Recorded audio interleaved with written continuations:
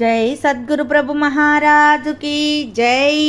భద్రాద్రి రామశతకము తారకము ఆగ్నేయ చక్రము 59వ పద్యం.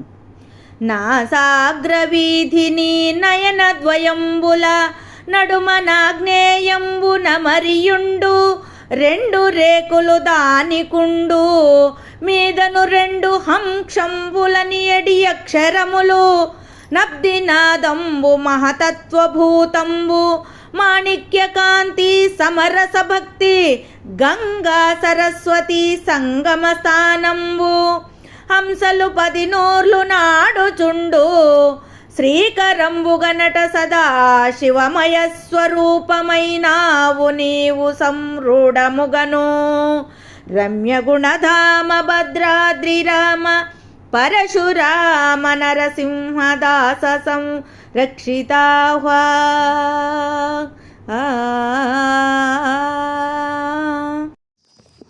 జై నిజ గురుభ్యో నమః.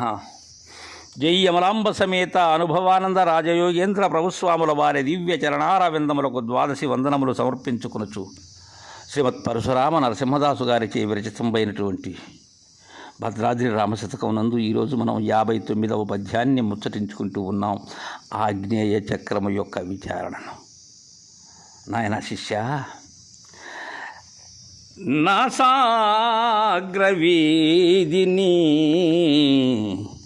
నయనద్వయంబుల నడుమ నాగ్నేయంబున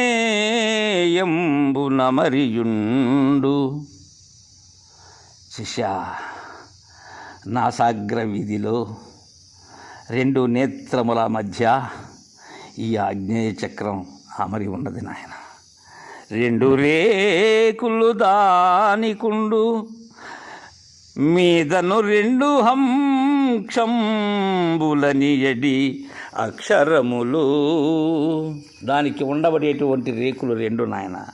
అక్షరములు హం క్షం అనబడేటువంటి 2 అక్షరాలు ఉంటాయి శిష్య. ఇంకా నాయన, అభినాదంబు మహత్తత్వభూతంబు మాణిక్యకాంతి సమరస భక్తి. దాని యొక్క నాదం జలధి ఘోష, సముద్ర ఘోష. మహాతత్వమే దానికి భూతం. కాంతి మాణిక్య కాంతి సమరస భక్తితో ఉంటుంది. ఇంకా అది ఎలాంటి స్థానం? గంగా సరస్వతి సంగమ స్థానంబు హంసలు 10 నూర్లు నాడుచుండు. ఈ గంగా యమున సరస్వతి యొక్క సంగమం జరిగేటువంటి స్థానం అది. ఇక్కడ హంసలు ఎన్ని? 1000 హంసలు. శ్రీకరంబుగా నట సదాశివమయ స్వరూపమైనావు నీవు సంరూఢముగను. అక్కడ నీవే నాయన సదాశివుడవు. రమ్య గుణధామ భద్రాద్రి రామ పరశురామ నరసింహదాస సంరక్షితాహ్వా. ఈ ఆగ్నేయ చక్రమునకు స్థానమే భూమధ్య స్థానం.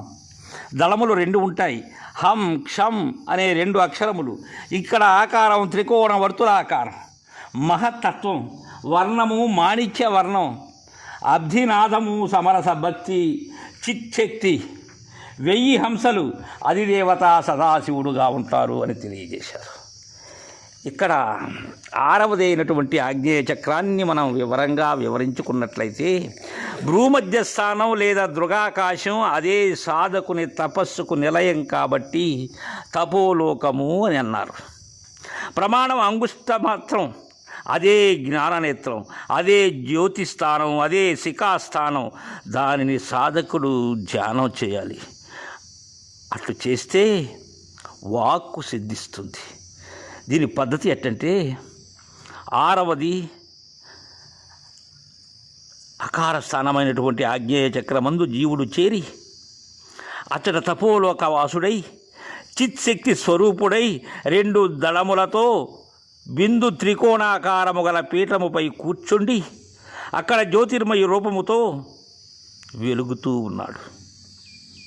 తానని మాణిక్య వర్ణము కలిగినటువంటి రూపుడై అంతర్ముఖుడై సంబీజదారుడై మహాతత్వ నిలయుడై జలధి నాదముతో ఉన్న సదాశివునికి 3 గంటల 46 నిమిషముల నుండి 40 సెకండ్లు మొదలు 4 గంటల 43 నిమిషముల 20 సెకండ్ల వరకు సమరస భక్తితో సదాశివునకు 1000 హంసలు జపం జరుగుతూ ఉంటుంది శిష్య. అక్కడ ఈ జపం జరిగేటువంటి కాలం 1 గంట 6 నిమిషముల 40 సెకండ్లు నాయన. అయితే దీన్ని విచారించి చూసినట్లయితే ఆగ్నేయ చక్రము అంటే మహత్తు, అందుకని మహాతత్వ నిలయుడు అని అన్నారు. అక్కడ తపోలోకం ఉన్నది అన్నారు. అనగా ఏ శ్వాస అయితే కిందికి పైకి తిరుగుతూ ఉన్నదో ఆ శ్వాసకు అధిష్టానమైన చోటు తపస్సుకి నిలయం, అందుకనే తపోలోకము అని అన్నారు. అదే దహరాకాశం అంటే హిరణ్మయావర్ణము ఇదే. అంతర్నాళము దీని మధ్య దృగాకాశం అంటే భూమధ్య స్థానము అంతర్నాళమునే అంతర్ముఖుడని పెద్దలు చెప్పారు. సంబీజము ధరించాడు అంటే సర్వబీజములకు మూలమైన బీజం జ్ఞాన నేత్రమే కాబట్టి సంబీజదారుడు అన్నారు. ఇంకా 2 దళములున్నవి అన్నారు. అనగా గుణ నిర్గుణములతో ఉన్నదని అర్థం కాబట్టి 2 దళముల మధ్య అన్నారు. ఇక బిందు త్రికోణాకార పీఠం ఉన్నదని అన్నారు. అయితే దీని అర్థం జగత్తు జీవుడు ఈశ్వరుడు కూడిన చోటు కాబట్టి బిందువు అని అన్నారు. దాన్నే బిందు త్రికోణాకారమని పెద్దలు చెప్పారు. అదే ఆగ్నేయం అన్నారు. అది ఎట్టంటే సృష్టిని పుట్టించే చోటు కాబట్టి ఆగ్నేయము అన్నారు. ఈ సృష్టిని ఆజ్ఞాపించిన చోటుని కూడా దాని అర్థం. దీనికి మాణిక్య వర్ణం కనిపిస్తుంది. అతడ చల్లగా హాయిగా ఉంటుంది.